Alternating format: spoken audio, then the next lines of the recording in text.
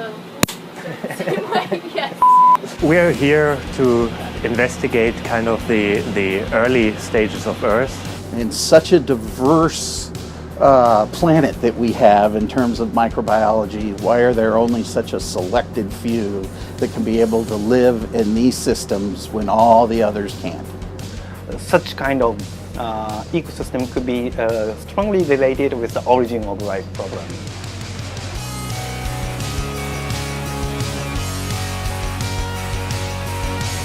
Here in these mud volcanoes we have carbons which are generated by geochemical reactions, and so I want to see if and how microbes can make a living or gain energy out of these carbons. The serpentinization is a water and rock reaction. Serpentinization reaction can make organic carbon from inorganic carbon. So the organic carbon is really important molecule for microbes to live. In these systems, Mariana Forks, serpentinite seamount, the pH of fluid become very alkaline, and sometimes over 12 point pH 12.5.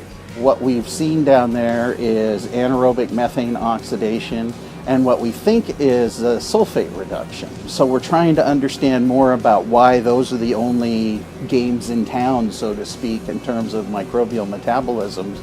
And we're trying to understand a little bit more about the microorganisms that are actually able to pull that off at such a high pH. We have to realize that we're right on the boundary of what's habitable. These subsurfaces are a lot different because there's so many factors about them that can make microbial life difficult. So first of all, there's the high pressure, there's the cold temperatures, it's high pH, and they're typically anaerobic. So all of these factors combined, and these organisms are still able to survive.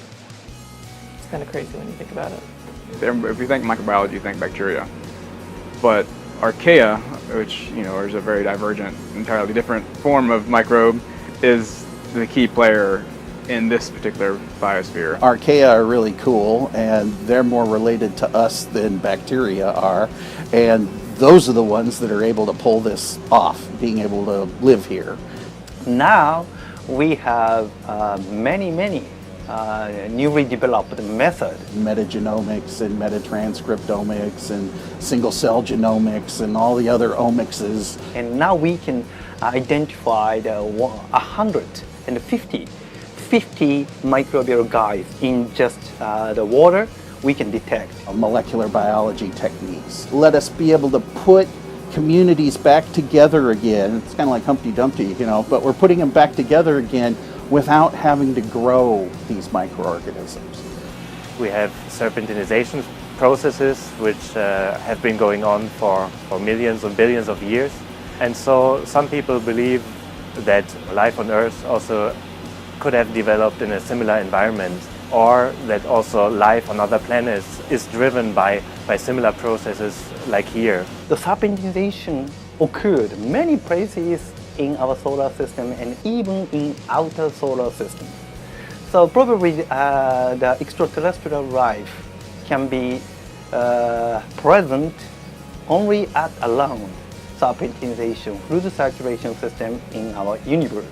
So if we can find microbes that are being able to survive and make a living at this extreme conditions, then they might be able to be an analog for microbes elsewhere or for the early Earth. It's definitely an interesting place to look at where we come from and maybe where we are going to in the future. And being out here with the team of microbiologists that we have is fantastic. I feel like I'm out here with the varsity team. It's exciting to be able to be a part of that.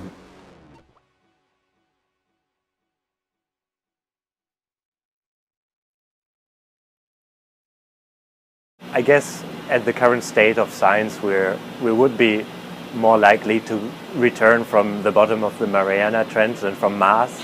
So probably this would be my choice. Mars, duh.